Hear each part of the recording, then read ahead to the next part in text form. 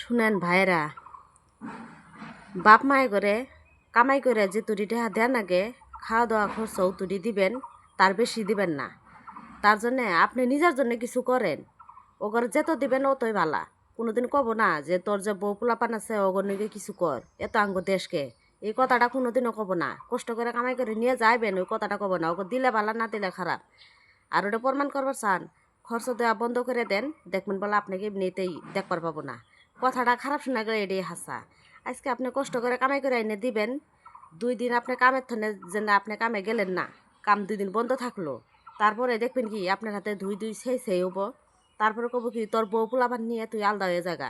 তখন তো আর আপনার কাছে একটা টাকাও থাকবো না। তখন তুই যে আপনি কামাই করে সব তো বাপ মায়ের কাছে দিছেন, আপনার পরিয়ালটা পালবেন, যে এখন বউ পোলান যে পালবেন ওটা কি দিয়ে পালবেন? তার জন্যে বাপ মাইকও দেন, না দেওয়া না, বাপ মাইকও দেন, অতিরিক্ত দিয়েন না।